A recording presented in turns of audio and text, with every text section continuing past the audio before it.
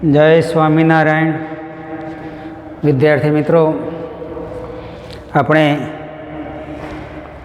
गया लेक्चर में काव्यनी शुरुआत करी थी। वड़ावी बा आवी सुंदर रीते शिखरणी छंद में काव्य है। सोनेट काव्यना प्रकारनी बात करी। 14 લીટીનું काव्य छंदનું गान कर्યું। गया वखते आपणे चर्चा करी कि भाई जवाना काले तो जनक ने जननी ने घर तणा के जे नाना बाळको छे ए काले जवाना छे। रजाओ दिवाळीनी रजाओ पूरी थई अने दूर सुदूर रहता संतानो हवे जता रहेशे।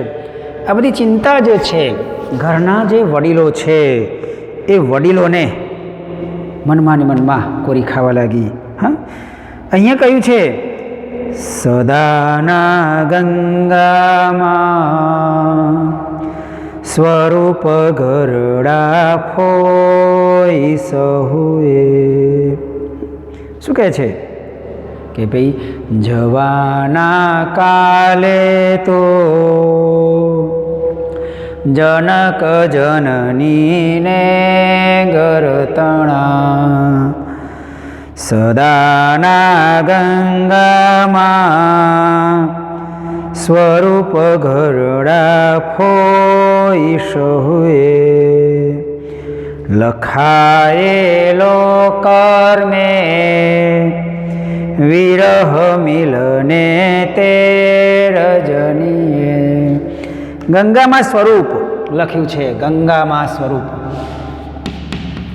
गंगा में स्वरूप एटले बाळपणथी बाळ विधवा। हाँ, जे विधवा माता होय, विधवा स्त्री होय एनी आगे गम स्वरूप, गंगा में स्वरूप।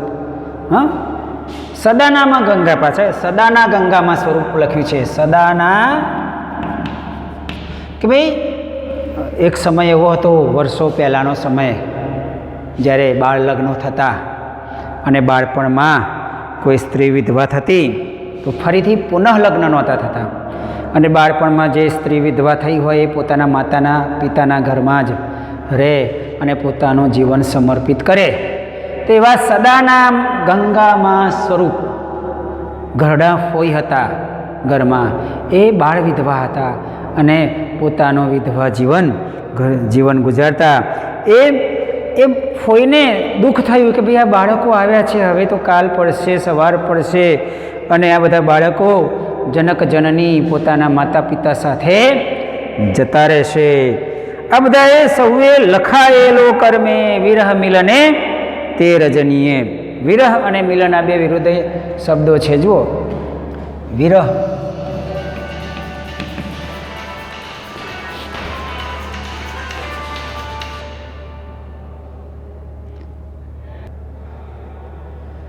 विरह अने मिलन, विरहनु विरोधी थशे मिलन। कि भाई मिलन एटले मेळाप अने विरह एटले जुदाई। कि भाई आ विरह थवो अने मिलन थवुं, जुदू पड़वुं अने मळवुं, आ तो लखायेलो छे कर्मे। रजनी शब्द छे, रजनी। रजनी एटले रात। कि भाई आखी रात आ लोको चिंता में दिवस गुजारवा लाग्या। कि भाई निहाळ्यो सौ वच्चे नियत करी बैठो निज जगा। विरह अने मिलननो ए समयगाळो छे कि दिवाळीनी रजाओ पूरी थई એટલે બાળકોની સાથે બાળકો જતા રહેશે અને એમનો વિરહનું દુઃખ કોરી ખાશે અને ફરીથી પાછું ઉનાળાનું વેકેશન આવશે અને ફરીથી બાળકો પાછા આવશે ત્યારે મિલન થશે। આ સમયગાળો જે છે એ કર્મમાં લખાયેલો છે કે ભાઈ આ ઘટના તો બનવાની છે।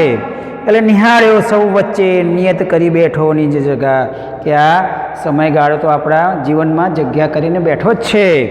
એટલે કહે છે વેખી એને સૌ जरठ वड़ी वाते सुई गया। उवेखी नाखवू એટલે કે ભાઈ અણગા અવગણવું હુએ ખુએ એટલે દરકાર ના કરશો. ઘરના જે વડીલો છે એ વડીલોએ સમજાવ્યા માતાને, ગરડા ફોઈને, એમને કહ્યું કે દરકાર ન કરવી, કે ભાઈ હવે આ બધું માતા ગરડી માં છે, દાદી માં છે, ગરડા ફોઈ છે, તો ચિંતા કરવા લાગ્યા. રાત્રે ઘરમાં બેઠા બેઠા કે કાલ બાળકો જતા રહેશે, ઘર સૂનું સૂનું લાગશે, શું કરીશું? ત્યારે ઘરના જે જરઠ એટલે ઘરના વડીલો, જરઠ એટલે વડીલો, વૃદ્ધ જે બીજા સભ્યો હતા એ ઘરડા વડીલોએ સમજાવ્યા કે હવે એમાં ચિંતા કરવાની કંઈ જરૂર નથી, આ બધી દરકાર કરવાની ના હોય, બાળકો શહેરમાં નહીં જાય તો પછી એમનો અભ્યાસ બગડશે, એમને રોકી રખાય નહીં, આવી બધી સમજાવ્યા. હા, અને સૂઈ ગયા કે ભાઈ વેખીને સૌ જરઠ વળી વાતે સૂઈ ગયા. સવારે ભાભીનું ભર્યું ઘર લઈ ભાઈ પડ્યા. હવે એક પછી એક પ્રસંગ બતાવ્યો છે કે ભાઈ સવારે આ કવિ કહે છે કે ભાઈ એમના જે સૌથી મોટા ભાઈ છે એ ભાઈ અને ભાભી પોતાનું ભર્યું ઘર લઈને ઉપડ્યા. ભર્યું ઘર એટલે કેવું?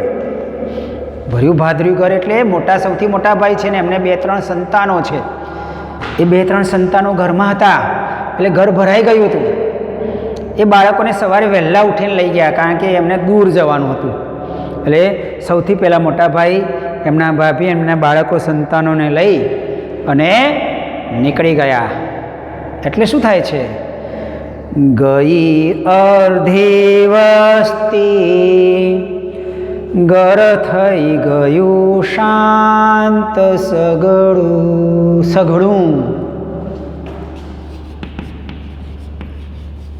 સઘળું શબ્દ છે. સઘળું એટલે સંપૂર્ણ, બધું આખું શાંત થઈ ગયું. બધું ઘર, સંપૂર્ણ ઘર શાંત થઈ ગયું. કારણ કે બાળકો ઘરમાં હતા એટલે ખિલખિલાટ હતો. મોટા ભાઈ ભાભી એમના બાળકો આખો દિવસ ઘરમાં હાર્યા ફરતા એટલે ઘરમાં ખિલખિલાટ રહેતો, અવાજ રહેતો. પણ હવે આખું ઘર જતું રહ્યું, બાળકો જતા રહ્યા એટલે ઘર સઘળું, સંપૂર્ણ ઘર શાંત થઈ ગયું. નીરવ શાંતિ, અવાજ વગરની શાંતિ. ચારે બાજુ અડધી વસ્તી કહ્યું, કારણ કે વૃદ્ધો હતા એ તો છે કે નથી એ ખબર જ નથી પડતી, પણ પેલા બાળકો જતા રહ્યા એટલે આખી અડધી વસ્તી જતી રહી એવું લાગવા લાગ્યું.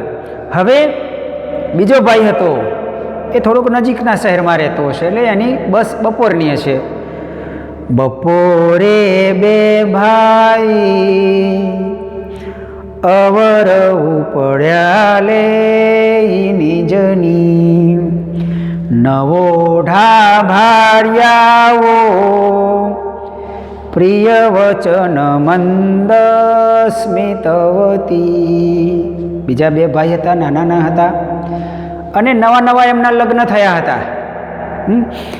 એ નિજની શબ્દો જુઓ, અહીંયા શબ્દો વાપર્યા છે મૂળ સંસ્કૃતના સીધા શબ્દો છે. નિજની એટલે પોતાની. આ શબ્દ ભંડોળ તમારે યાદ રાખવાનું કે નિજની પોતાની. નવોઢા શબ્દ છે. શબ્દ સમૂહ માટે એક શબ્દમાં પૂછાય. નવોઢા એટલે નવી પરણેલી સ્ત્રી. ભાર્યા એટલે પત્ની. બંને ભાઈઓ નવા પરણેલા અને નવી પરણેલી સ્ત્રી ઘરમાં હોય એટલે કેવી હોય? પ્રિય વચન મંદ સ્મિતવતી. કે ભાઈ નવા લગ્ન થયા હોય ને એટલે પતિ પત્ની બંને એકબીજા સાથે મીઠું હસતા હોય, સારા વાક્યો બોલતા હોય. પ્રિય વચન, સારા વાચનો બોલનારી. નવા લગ્ન થયા હોય એટલે બહુ ઘરમાં એટલી બધી ઉત્સાહમાં આવીને જોરથી ગાંઠા પાડીને ના બોલે. પ્રિય વચન, મીઠું બોલનારી. મંદ સ્મિતવતી. મંદ એટલે ધીમું અને સ્મિત એટલે હાસ્ય. સરસ મજાનો શબ્દ.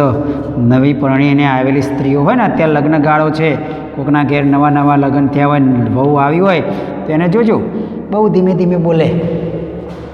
અને પછી થોડા સમય 2 4 5 10 15 વર્ષ થાય એટલે આખું ગામ સાંભળે. પણ અહીંયા નવઢા વાર્યા કેવી છે તો પ્રિય વચન મંદ સ્મિતવતી. આ બે ભાઈઓ પોતાની નવી પરણેલી સ્ત્રીઓને પત્નીઓને લઈ અને જાય છે. આ દરેકને વળાવવા બાગોળ સુધી જાય છે અને બા વળાવીને આવે છે. વળાવી બા આવી નિજ સકલ સંતાન ક્રમશઃ. સકલ એટલે બધા અને ક્રમશઃ એટલે વારા ફરતી. કે ભાઈ એક પછી એક પોતાના સંતાનોને બા વળાવવા જાય છે અને વળાવીને બા આવે છે. વળાવી બા આવી નિજ સકલ સંતાન ક્રમશઃ. એક પછી એક પોતાના સંતાનોને બા વળાવીને પાછી આવે છે. અને જ્યારે ઘેર આવે છે ત્યારે શું જુએ છે? ગૃહ વ્યાપી જોયો વિરહ પડી બેસી પગથિયે. ઘરમાં શું વ્યાપેલું હતું? પેલા જે આનંદ હતો હવે આખા ઘરમાં સુનકાર વ્યાપી ગયો, વિરહ વ્યાપી ગયો. એને ઘરમાં પ્રવેશવાની ઈચ્છા ના થઈ. અને બા આવીને ક્યાં બેસે છે? તો ઘરના બહારના પગથિયે આવીને બેસી જાય છે. એને અંદર જવાની ઈચ્છા નથી થતી. એને વિરહની વેદના વ્યાપે છે. કરે રે રે રે દિવાળી આવી, બાળકો આવ્યા અને બાળકો જતા પણ રહ્યા. ચિંતા થાય છે. પણ એક વખત બીજી પણ વાત થાય છે કે ભાઈ ભલે ગયા, હવે એમના માટે ગયા છે, ફરીથી પાછા આવશે, ફરીથી આવશે. એની ઈચ્છાએ બા ત્યાં વિરહની વેદના ઠાલવે છે. એટલે કે ભાઈ અહીંયા સુંદર મજાનું નાનું સોનેટ કાવ્ય છે. આ કાવ્યની અંદર બાને માતાનું વાત્સલ્ય પ્રેમ એનું વર્ણન કર્યું છે. આવા બીજા ઘણા બધા કાવ્યો છે. મણિલાલ દેસાઈનું સોનેટ કાવ્ય છે એક બાને, એ પણ તમે યુટ્યુબ ઉપર જોઈ શકો, શોધીને લખી શકો અને ગાઈ પણ શકો. આ કાવ્યના શબ્દાર્થો આગળ પણ લખ્યા હતા 2-3, અને આ પણ સરસ મજાના શબ્દાર્થ છે, લખવાના છે. અને દરેક વિદ્યાર્થીએ ગુજરાતીનો અભ્યાસ સ્વાધ્યાય સુંદર અક્ષરે લખી અને વોટ્સએપમાં મૂકવાનું છે. જય સ્વામિનારાયણ.